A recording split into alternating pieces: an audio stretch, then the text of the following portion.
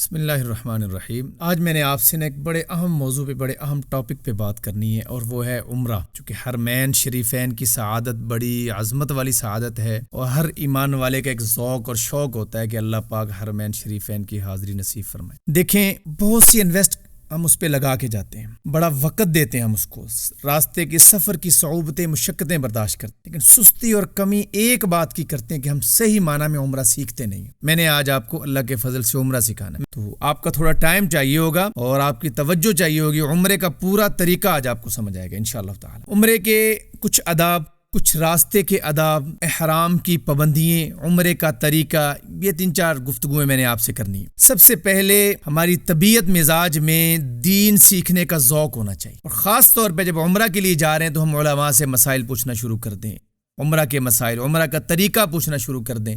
حاجی اور عمرہ کر کے آنے والے لوگوں سے ہم ان سے کچھ نہ کچھ پوچھنا شروع کر دیں۔ عمرہ کے لیے جا رہے ہیں، اللہ کے گھر کے لیے جا رہے ہیں، کہ اللہ سے توبہ کرنی شروع کر دیں، استغفار پہ آ جائیں، معصیت چھوڑنے کا ارادہ کر لیں، گناہ چھوڑنے کا ارادہ کر لیں، نیکی کی طرف رغبت بڑھ جائے، لوگوں کے ساتھ معاملات ہیں تو کلیئر کر کے جائیں۔ بھائی میں نے یہ تیرے دینے ہیں، یہ فلاں کی امانت پڑی ہے، یہ فلاں کے دینے ہیں، یہ فلاں سے لینے، یہ ٹھیک کریں اپنے معاملہ۔ ایسے ہی کسی سے غصہ، ناراضگی، اللہ کے لیے حضور کی مبارک سنت ہے معاف کرنا، سلو کرنا۔ کوئی مجھ سے ناراض ہے، میں اس سے ہاتھ جوڑوں، اللہ کے گھر میں جا رہا ہوں، نبی کے روضے پہ جا رہا ہوں، تو مسلمانوں کا بغض، عداوت، نفرتیں، غصے، میں تو دل خالی کر کے لے کے جاؤں، وہاں سے صرف اللہ کا نور بھروں، اللہ کی محبت بھروں۔ تو ایسے اعمال کر کے جانا، لڑے ہوں سے سلو کر کے جانا، دل سے سلو کر کے جانا۔ وقتی نہیں کہ 15 دن کے لیے سلو کر کے جا رہا ہوں، 20 دن کے لیے سلو کر کے جا، بالکل دل صاف کر کے جانا۔ اب جانا ہے تو راستے کی ضرورتیں ہوتی ہیں، اپنی ضرورت، طبیعت کے مطابق اپنی ضرورت کی چیزیں اپنے بیگ میں رکھ لینا، اپنی ضرورت کے کپڑے، اپنا احرام، ضرورت کا جوتا۔ ایسے ہی کوئی گرم کپڑے کی ضرورت ہے، کوئی مریض ہے تو اپنی ضرورت کی دوائی ساتھ لے لے۔ وہاں کی ضرورتوں میں کوئی کینچی ساتھ ضرورت ہو سکتی ہے، ناخن کٹر ہو سکتی ہے، ان چیزوں کو آدمی اپنے ساتھ رکھ لے۔ ایسے ہی وہاں کی ضرورتوں کے اندر اگر کوئی محسوس کرتا ہے مجھے کپ کی، چمچ کی، اس طرح کی چیزوں کی ضرورت ہے تو وہ بھی اپنے بیگ میں رکھ لیں۔ یہ ضرورت کی چیزیں اس بیگ میں رکھے جو ہم نے جمع کروانا ہے، جس بیگ کو ہم نے ہاتھ میں رکھنا ہے اس میں ایسی چیزیں ہم نہیں رکھ سکتے، وہ جانے نہیں دیں گے اندر۔ اب گھر سے ہم عمرہ کی تیاری کر کے نکلیں، 2 رکعت نماز نفل اللہ توفیق دے دیں تو سفر کے لیے جاتے ہوئے بہترین تحفہ آدمی گھر میں چھوڑ کے جاتا ہے، تو 2 رکعت نماز نفل پڑھ لیں۔ اب ایئرپورٹ پہ جانا ہے، راستے میں جانا ہے، راستے کے آداب، دعائیں ساری پڑھیں۔ دیکھیں، نظر کے جھکانے سے، نظر کے جھک جانے سے آدمی کو ایمان کی حلاوت نصیب ہوتی، ایمان کی مٹھاس نصیب ہوتی ہے۔ تو یہ مٹھاس مسجد میں بیٹھ کے نہیں ہوتی، یہ مٹھاس لاری اڈے پہ ہے، ریلوے اڈے پہ، بازاروں میں ہے، ایئرپورٹ پہ ہے، وہاں جا کے نظر جھکانا۔ ویسے تو نظر جھکا کے رکھنا ہر مسلمان پہ ہمیشہ فرض ہے کہ غیر محرم پہ نظر نہ پڑے، وہ عورت ہو یا مرد ہو، کہ عورتوں کی نظر مردوں پہ پڑے یا مردوں کی عورتوں پہ پڑے، ناجائز اور حرام ہے، ناظر اور منظور دونوں پہ اللہ کی لعنت ہے، اللہ ہماری حفاظت فرمائے۔ ایئرپورٹ پہ جا کے اپنی نظروں کی حفاظت کرنا، جہاز میں بیٹھ کے اپنی نظروں کی حفاظت کرنا۔ دیکھو، بڑے عظیم سفر پہ جا رہے ہیں، جہاں جس کاروبار کے پروفٹ بڑے ہوتے ہیں اس کاروبار کے اندر نقصان بھی بڑے ہوتے ہیں۔ کروڑوں کا کاروبار ہے تو نفع بھی کروڑوں میں، لاکھوں کا کاروبار ہے تو نفع بھی لاکھوں میں، اور کروڑوں کا کاروبار ہے نقصان بھی کروڑوں کے اندر ہوگا۔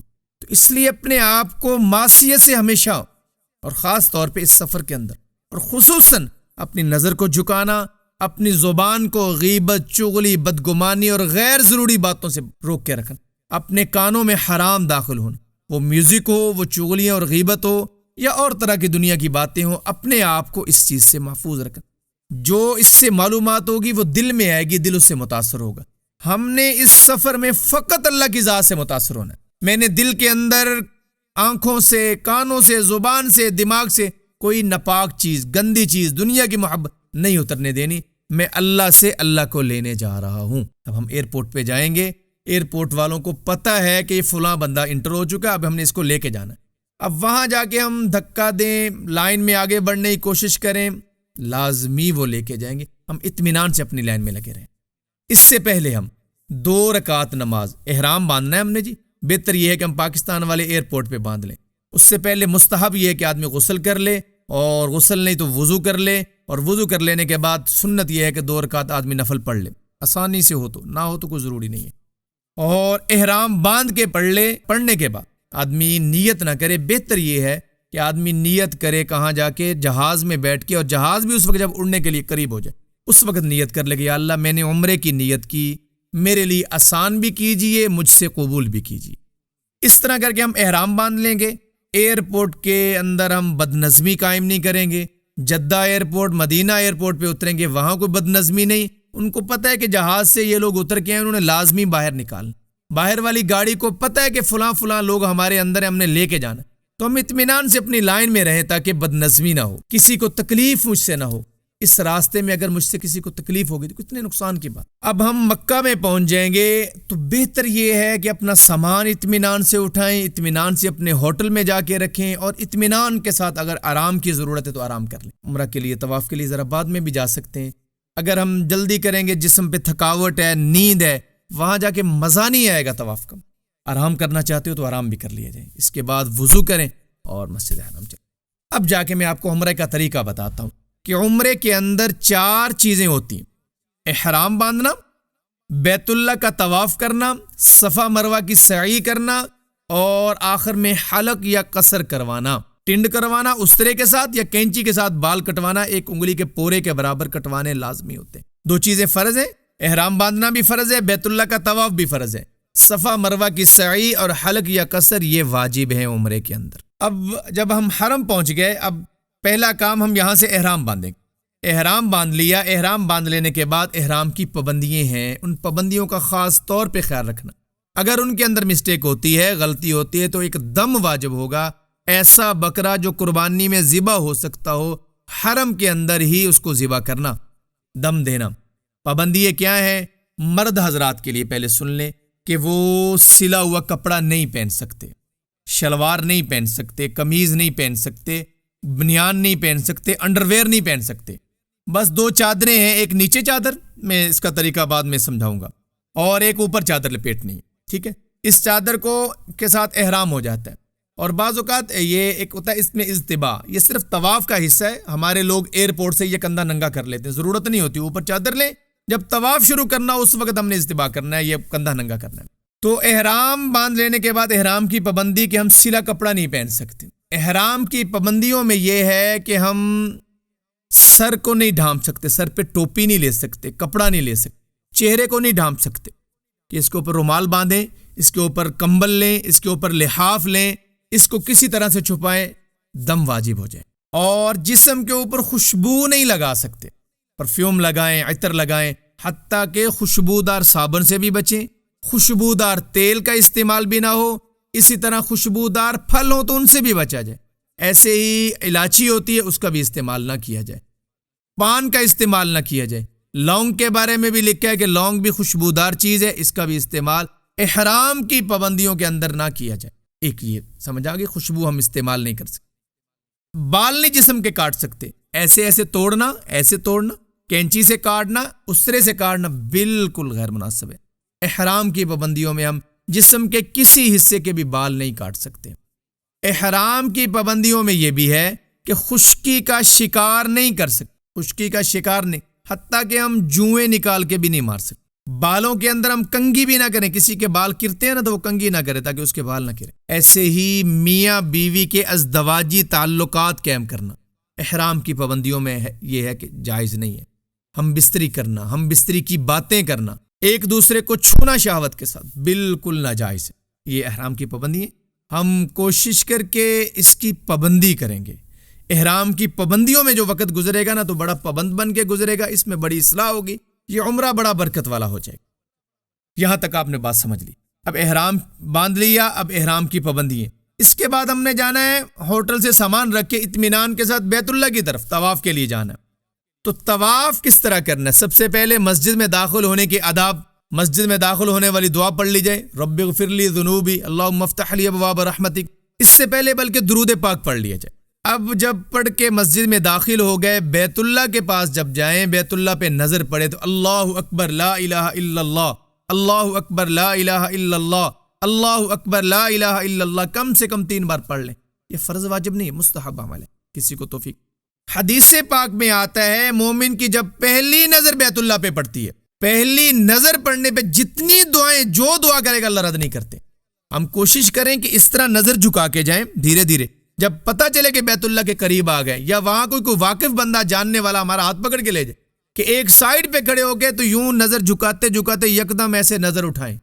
اب نظر کو جھمکے نہیں، دائیں بائیں نہیں کریں، جھپکے نہیں، اوپر نیچے نہ لے جائیں، بس بیت اللہ پہ ٹکی رہے. یہ پہلی نظر ہے. اب اس میں جتنی دعائیں کریں گے سب قبول ہیں. اب ایک بار اس کو ادھر دیکھ لیا، ادھر دیکھ لیا، ایک بار نیچے دیکھ لیا، آنکھیں بند کر کے کھول، پہلی نظر والی فضیلت ضائع ہو. تو ہم جتنی دعائیں ہو سکے اللہ سے کریں.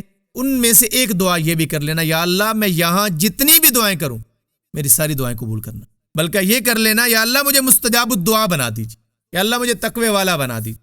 اب اس کے بعد ہم نے جا کے بیت اللہ کا طواف، عمرے کا دوسرا رکن جو فرض ہے اس کو ادا کرنا ہے. دوسرا رکن جو فرض ہے اس کو سمجھ لیجیے. ہم نے احرام باندھا ہوا، پہلے دوسری چادر اوپر لی ہوئی ہے. تو بیت اللہ کا طواف شروع کرنے سے پہلے سب سے پہلے ہم نے استباء کرنا ہے. یہاں سے کندھا ننگا کرنا، کپڑا اوپر اس طرف ڈال لینا، ٹھیک ہے. اور اس کے بعد ہم نے اپنا استقبال قبلہ، اپنے ہاتھ یوں کانوں تک اٹھانے اور قبلہ کی طرف، بیت اللہ کی طرف، حجر اسود کی طرف اپنا چہرہ. اس کے بعد دوسرا عمل جو ہم نے کرنا ہے، حجر اسود کے دونوں جانب ایسے ہاتھ رکھ کے بوسہ دینا. سنت اور مستحب ہے. اگر یہ بوسہ دینا ممکن ہو، دونوں ہاتھ لگا کے ان کو چوم لینا. یہ بھی ممکن نہ ہو تو یوں اشارہ کر لینا، اشارہ ہاتھ، بس یہ کافی ہو گیا. اب بیت اللہ کا طواف شروع کر دیں گے. بیت اللہ میری بائیں جانب رہے گا. بیت اللہ کا طواف کرتے ہوئے کسی کو کچھ بھی نصیب ہو جائے، تلاوت نصیب ہو جائے، قل هو اللہ نصیب ہو جائے، پڑھ سکتے ہیں. مستحب لکھا ہے کہ مسجد کی دعاؤں میں یہ ہے کہ تیسرا کلمہ آدمی پڑھ لے. ہم تیسرے کلمے کا ورد کرتے رہیں. پہلی مرتبہ ہم نے استلام کیا، اب جب دوبارہ آئیں گے حجر اسود کے سامنے یوں اشارہ کر کے اس کو چوم لیں گے. پھر اس طرح، پھر جب دوبارہ آئیں گے 7 چکروں میں 8 مرتبہ استلام ہوگا. پہلی مرتبہ بھی ہوگا، آخری چکر جب ختم ہوگا تب بھی ہم اشارہ کر کے اس کو چوم لیں گے، استلام ہوگا. اس سے حجر اسود کے جو پیچھے والا کونا ہے اس کو رکن یمانی کہتے ہیں، تو اس کو بھی چھونا مستحب ہے اگر کسی کو توفیق ہو. لیکن ہم کوشش کریں کہ عمرہ کے طواف میں ہم نہ کریں، اس کو خوشبو لگی ہوتی ہے، ہمارے ہاتھوں کو خوشبو لگ جائے. وہاں آ کے ربنا آتنا فی الدنیا حسنہ وفی الآخرۃ حسنہ وقنا عذاب النار، یہ دعا پڑھنا مستحب ہے کسی کو توفیق ہو. کچھ بھی نہ پڑھا جائے طواف تب بھی ہو جاتا ہے، ٹھیک ہے. 7 چکر میں 8 مرتبہ استلام کرنا ہے. 8ویں مرتبہ کر لینے کے بعد بہتر یہ ہے کہ مقام ابراہیم کے قریب یا مسجد حرام میں جہاں بھی تو توفیق ہو 2 رکعت نماز نفل پڑھ لی. یہ دوسرا عمل عمرے کا. پہلا عمل کون سا تھا؟ احرام باندھنا. دوسرا عمل عمرے کا یہ تھا طواف کرنا. طواف میں ایک تو میں نے آپ کو بتایا کہ اجتباء کرنا ہے، دوسری چیز جو ہوتی ہے وہ رمل ہوتا ہے. اجتباء 7 چکروں کے اندر رہے گا کہ یہ کندھا ننگا رہے گا. دوسری چیز میں نے رمل بتایا ہے، رمل پہلے 3 چکروں میں ہوتا ہے اور یہ صرف مردوں کے لیے ہوتا ہے، عورتوں کے بھی ترتیب نہیں میں بتا رہا ہوں. صرف مردوں کے لیے ہوتا ہے کہ وہ اکڑ کے چلنا پہلوانوں کی طرح، تاکہ سامنے والے پہ روب بیٹھے. نبی علیہ الصلوۃ والسلام نے ایسے کیا تھا تاکہ کفار پہ روب بیٹھے کہ یہ بوڑھے نہیں ہیں، یہ کمزور نہیں ہیں، پہلوانوں کی طرح چلنا. تو پہلے 3 چکروں میں یہ چلنا، اور یہ صرف عمرے کے طواف کے اندر ہے، ویسے کسی طواف کے اندر یہ مستحب نہیں ہے. پہلے 3 چکروں میں رمل کرنا، اجتباء اور رمل، اور 7 چکر، اور 7ویں مرتبہ بھی استعلام کے بعد 2 رکعت نماز نفل پڑھ لی جائے. اس کے بعد اللہ کسی کو توفیق دے، بلکہ کوشش کی جائے ہم سیر ہو کے زمزم پئیں. حدیث پاک میں آتا ہے زمزم مومن سیر ہو کے پیتا ہے، منافق کے گلے میں اٹکتا ہے. حدیث پاک میں زمزم کے بارے میں شفا بھی بتائی گئی ہے. اس کو ہم برکت کے لیے جسم پہ بھی ڈال سکتے ہیں، وضو بھی کر سکتے ہیں زمزم کے. میں کہتا ہوں زمزم کا پانی کائنات کا بہترین پانی ہے، لذیذ پانی. نبی صلی اللہ علیہ وسلم کے شق صدر ہوا تھا، سینہ مبارک چاک کر کے دل مبارک کو نکالا گیا. جبرائیل امین نے آ کے بچپن میں دل چاک کیا گیا، اس کو صاف کیا گیا، اس کو دھویا گیا. جس پانی سے نبی صلی اللہ علیہ وسلم کے دل مبارک، قلب مبارک کو دھویا گیا تھا وہ زمزم تھا. میں کہتا ہوں زمزم جنت کے پانی سے بھی اچھا ہے. اگر جنت کا پانی اس سے اچھا ہوتا تو جبرائیل جنت کا پانی لاتے. اس لیے ہم خوش ہو کے پئیں. اس کے بعد تیسرا عمل جو ہے، جو واجب ہے عمرے کا حصہ، وہ صفا مروہ کی سعی ہے. صفا پہ سب سے پہلے جائیں گے. قرآن میں بھی ہے ان الصفا والمروہ تھا، ہم پہلے صفا پہ جائیں.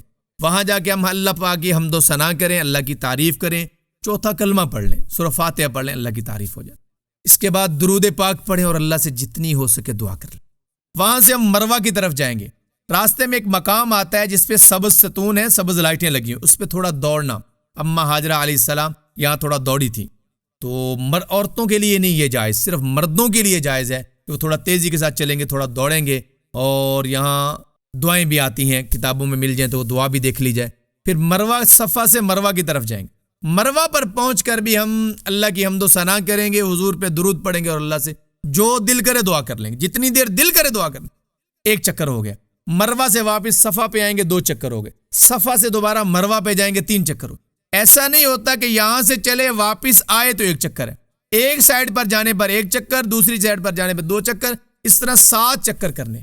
بیت اللہ تو یہ ہوتا ہے نا، گھوم کے ایک جگہ پہ پہنچیں گے 1 چکر ہوتا ہے، یہاں ایک سائڈ پہ 1 چکر ہو جاتا ہے، دوسری سائڈ پر آنے پر دوسرا چکر ہو جاتا ہے۔ اب اس طرح ہم صفا مروہ مکمل کر لینے کے بعد ہم چوتھا عمل یہ کریں گے جس کے بغیر احرام کی پابندیاں ختم نہیں ہو سکتی، وہ ہے حلق کرنا یا قصر کرنا۔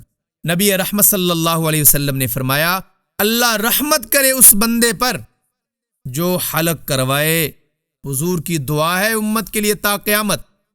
ہم بڑے عجیب لوگ ہیں، لاکھوں روپے خرچ کر کے جاتے ہیں اور پیار بالوں سے ہوتا ہے، اللہ سے نہیں کرتے، بال بچانے کے لیے جاتے ہیں کہ بال نہیں کٹوانے۔ اچھی بات ہے، تو اللہ کے نبی کی دعا بھی ہے، ہم اس طرح پھروائیں، اس کو کہتے ہیں حلق۔ اگر کسی کو کوئی عذر ہے، نہیں کٹوانا چاہتا، کم سے کم انگلی کے پورے کے برابر بال کاٹنا واجب ہے، نہیں کاٹیں گے تو احرام کی پابندیوں سے نہیں نکلیں گے، وہ کاٹ لیے جائیں۔ اب احرام کی پابندیاں ختم، سلا کپڑا پہن سکتے ہیں، منہ پہ کپڑا لے سکتے ہیں، خوشبو لگا سکتے ہیں، سب کچھ چاہیے، ٹھیک ہے۔ ایک بات ذہن نشین ہو کہ کسی کے بال انگلی کے پورے سے کم ہو، اب وہ کیسے کاٹے گا؟ اس کے لیے حلق ہی ضروری ہے۔ اب وہ بال کاٹے گا تو اس کا پابندیاں ختم نہیں ہوں گی، حلق ہی کروانا۔ اب کوئی اگلا سوال ہوگا، کوئی بندہ دوبارہ عمرہ کرنا چاہتا ہے، آج تو اس نے اس طرح پھروایا، کل پھر اسی پہ اس طرح پھروا دے، بس پابندیاں ختم ہو جائیں گی۔ اللہ ہمیں عمل کی توفیق دے۔ اس میں ایک بات میں آپ کو بتا دوں، عورتوں کے متعلقہ جو بات ہے وہ یہ ہے، میں نے خود اس کو تھوڑا علیحدہ کر دیا۔ عورتوں کے متعلقہ احرام کیا ہے؟ عورتوں کے وہی لباس، وہی کپڑے احرام ہے۔ کوئی نیا کپڑا پہننا، چادر باندھنا، اوپر چادر، اوپر یہ عورتیں سکارف وغیرہ لیتی ہیں، یہ کوئی احرام کا حصہ نہیں، اپنے شوق سے لیں تو لیں، احرام کا حصہ نہیں ہے۔ عورتیں اسی کپڑے کے اندر شرائط کی پابند رہیں گی، مطلب اپنا عمرہ کریں گی، سر ڈھپا رہے گا، عورتوں کپڑے یہی رہیں گے، لیکن عورتوں کا چہرہ ننگا ہوگا۔ ننگا کس اعتبار سے ہوگا کہ چہرے کو کپڑا نہ لگے۔ بعض لوگ عورتیں یہی سمجھتی ہیں کہ وہاں جا کے چہرہ ننگا رکھنا ضروری ہے۔ دیکھیں، حرم میں بیت اللہ سے، حرم سے ہمیں سارے شریعت کے احکام پہنچے، جہاں سے ہمیں یہاں تک حکم پہنچ جائے کہ چہرہ چھپانا ہے، وہاں جا کے منع ہو جاتا ہے کہ چہرہ نہیں چھپانا۔ وہاں کی ایک نیکی 1,00,000 نیکی کے برابر ہے، تو گناہ بھی تو 1,00,000 ہو جائے گا نا۔ تو چہرہ چھپانا ہے، اس کی شریعت نے آزمائش ہے نا جی۔ یہ احرام باندھنا اور یہ گھومنا پھرنا کیا سمجھ آتا ہے؟ بس اللہ کا حکم ہے، اس کے پابند ہے بس۔ تو یہ بھی حکم ہے کہ پردہ بھی کرنا، چہرے کو کپڑا بھی نہ لگے۔ اس کی ترتیب یہ ہوتی ہے کہ ہم اس طرح کپڑا رکھیں اپنے سر پہ اور ایسے اس کے اوپر کپڑا ڈال دیں۔ یہ نوجوان آج کل نا کیپ رکھتے ہیں، جیسے کھلاڑی، یہ کرکٹ والے بھی ان کے ایسے کیپ ہوتا ہے، یا اور بھی کوئی بنی بنائی چیزیں مل جاتی ہیں، اس کے اوپر سے ایسے کپڑا ڈال جائے، پردہ بھی ہو جاتا ہے اور چہرے کو کپڑا بھی نہیں لگتا۔ بالفرض ہوا کے ساتھ اڑتا ہوا اگر چہرے سے ٹکراتا تو کوئی عیب نہیں ہے، مکلف ہی نہیں نا، اس کے ہمارے اختیار میں نہیں۔ تو ننگے چہرے رہنا بھی گناہ ہے، اور سر کو منہ کو کپڑا لگا کے رکھنا بھی گناہ ہے اس وقت جب احرام باندھا عمرے کا۔ اس کے علاوہ جب عمرہ مکمل ہو گیا، پابندیاں ختم ہو گئیں، اب عورت اپنا نقاب کرے گی، نقاب کر کے جتنے مرضی طواف کر لے، کوئی پابندی نہیں ہے، عورت جتنے مرضی طواف کر لے۔ امید ہے کہ آپ کو بات سمجھ آ گئی ہوگی۔ وآخر دعوانا الحمدللہ رب العالمین۔